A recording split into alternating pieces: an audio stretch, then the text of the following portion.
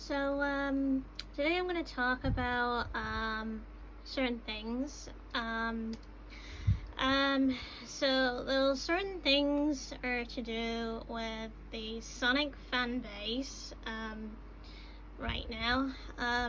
For the way it's been going with the games and such, and apparently I now understand more of the Sonic fan base, as a whole because of one particular guy. Now everyone basically knows where this is going, and mainly this is because of Ken Penders. Now Ken Penders likes to strike any sort of media that's evolved around a certain couple of characters, or characters he thinks he owns, which he does not. So there has been cases. He actually did steal documents that took 200 plus characters from court. Now, apparently he had kept access to those characters, which he stole apparently. And when they tried to talk with him about it, he tried to lie about the whole thing. He's been lying ever since, mainly about certain characters and whatever he owns, which he probably does not own. Now, he did also strike with the Sonic movie too. A couple of things. One was Enerjack, that I'm going to mention, is Enerjack wasn't in the second movie. The Master Emerald was, but Enerjack wasn't in it. It's like he was trying to take away the Master Emerald. Ken was thinking, oh, don't use the Master Emerald because that's a reference to Enerjack. Bullshit. So the next thing he actually did mention was Knuckles' father, Locke. Locke was actually not the name in the movie. Nobody knows who the father's name is. Now, Locke looked completely different in the movie compared to his comic counterpart, because in the comic he had more of like a beard and such. In the movie, he did not. He looked like every other Echidna warrior, which made him a bit more different. You know what I mean? Made him look like a regular Echidna. To have that look expression. Now, the third one he brings up is the plane. Yeah, the tornado. He even shows a comic art of it, and it makes no sense because the tornado was made by Sega. And the reason for that was, it was actually in the very first game as Sonic's transport vehicle, before he even met Tails. So Sonic had the plane before he met Tails. He had it way before. And even in the Sonic Origins, it shows that Sonic had the plane, which nobody knew where he got it from, which is a mystery. It's a mystery that nobody knows how he got it. So the only thing that you can think of is how Sonic got the plane is maybe someone was related to Sonic, that gave him the plane. Somebody that's probably been in the TV shows. His uncle. Now, that's the only thing I can think of that made, that probably could have give Sonic the plane. Well, that's in that, but in the movie is different, comparison, but still, the plane does not belong to Ken Penders. It does not. Same as Scooge. Scooge does not belong to Ken Penders, just like most of them.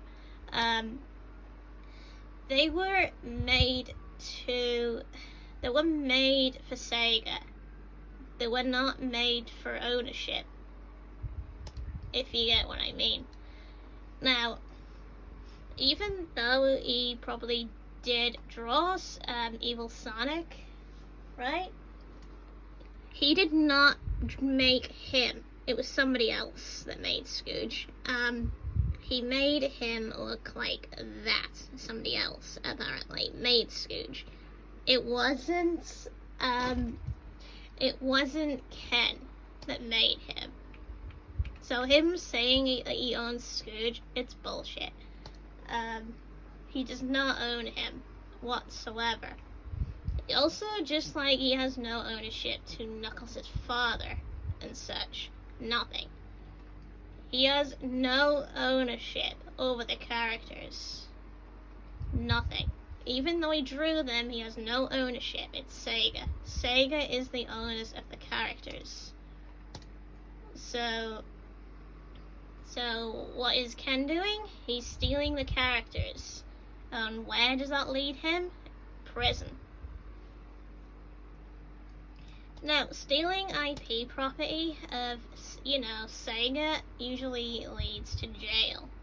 Usually, this leads to, going to prison, not giving them up, because they were basically made for that, for those characters. Now, funny thing is, they did make a Scooge ripoff. Because I know when I see a Scooge ripoff, it has the same color eyes and whatever, even though it's a different sort of animal. It looked similar. Very, very similar. Green. Blue eyes.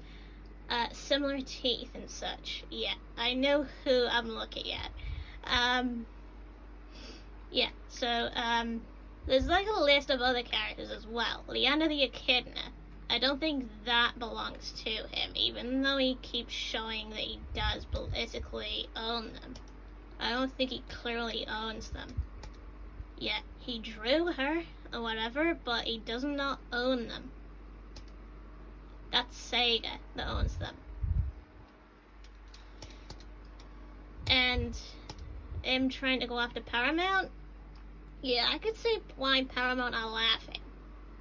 Yeah, I could see why. Because he does not own those characters. He doesn't own them. That's why Paramount are laughing. Because he's making a fool out of himself. Yeah? That's why a lot of people have, trolling him on Twitter and such, making videos out of the guy. Yeah. So, this just goes to prove it.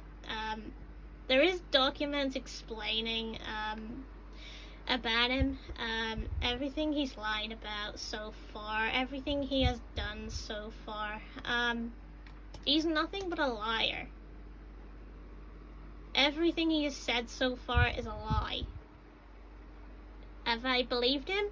No, I have not. Would I ever believe penders? Absolutely not. I would not believe him one single bit. Because to me, he doesn't seem like a nice guy at all. He didn't do that well, which is probably the reason why the Sonic games haven't been doing so well, is because he's limited Sonic down. And a couple of other characters. He's limiting them down. Sonic is not allowed to be in a relationship. Sonic's not allowed to have this. Sonic's not allowed to have that.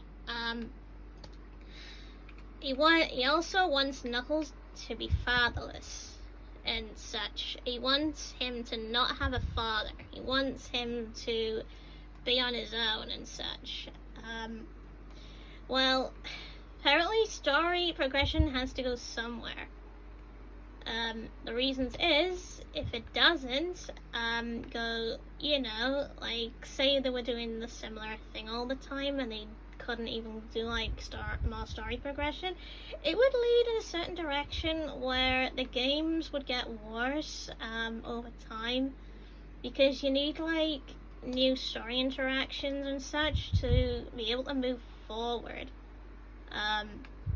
So this is why Ken is ruining it for the fans, because he's limiting a lot so people can, enjoy more of it. That's why Sonic Forces was bad, because, it didn't have good development in the story and such. It wasn't as good. I mean, Generations was okay because it was more of like a past sort of game, but it just, the games usually that come after it are usually, they don't do that great. And I think they could have done a lot better if things were a bit more open. Like more characters, more multiverse characters, stuff like that. Able to, like, them coming out of, like, portals and such. Now, the thing is, I definitely think Paramount will do a multiverse movie series. Now, that will probably end up happening, but that will probably attract Ken. Yeah, Ken. Now, I mean, I think really he should give it up altogether, give the whole thing up and call it quits, and just say, okay, I'm done with them. I'm not doing this shit anymore. I'm not doing that crap anymore. I'm not dealing with this Sonic fiasco anymore. And give the whole thing up. You know what I mean? Like, drop the whole thing. So then Sega and Paramount can do whatever they want with all the characters that Ken was basically protecting. Well, protecting the stolen characters. So, and yeah, so apparently what would it include if he let it down? Well, for one, we'd end up with better games, we'd end up with more villains, characters, and all sorts. The story would get more interesting. That means we'd get a lot out of it, especially the characters that could have been introduced, like Scooge could have been a main plot villain, but Sega just don't want to use him right now because, Ken, in other words. I think they're afraid to use him right now, because they think Ken will come after them. But if that was all let down or whatever, then Scooge probably would come back. Then he would be back in, like, he'd probably be in games for the first time and such. He'd be, like, in multiple things, which would be amazing.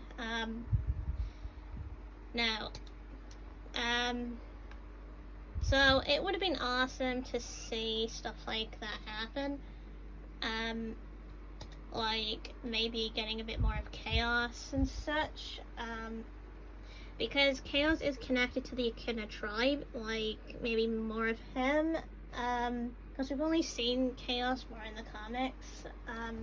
It also would be interesting to see more of Scooge, but like in games and TV shows and movies as well. That would have been like really interesting to see, because Scooge would have been like very important. Now we would have also seen more other type of characters, like parents of like kids and stuff like that, like maybe parents of Sonic, parents of Tails, parents of Amy and whatever. Now that would have been great in a movie or a TV show sort of thing. Because then we get what we want. That means the games would get better, the games would go down a path, maybe Mephiles might have come back, but like from like a different, world or whatever. Like coming out of a portal from like another universe or something like that. Maybe the Zone Cops could have a thing to it. Because then it'd be like some sort of multiverse thing. Because I think the Zone Cops would be an absolute good idea, and then you'd have like all sorts of things happening, which again would have been amazing. So will we actually get any of this?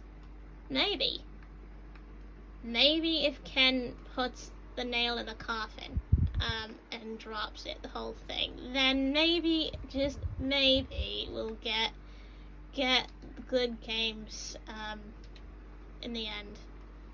I'm really hoping because, you know, I love Scooge a lot as a character. He's one of the characters I would want to see in, like, games and such.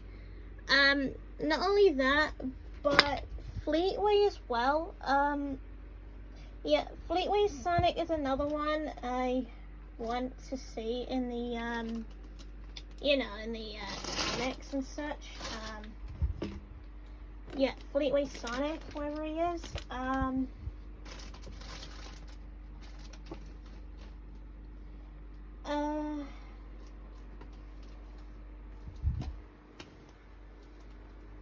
Yeah, so apparently I don't know what Fleetway is right now, but yeah, Fleetway would have been a good idea, to have in, you know, like in games and such. He would have been absolutely amazing.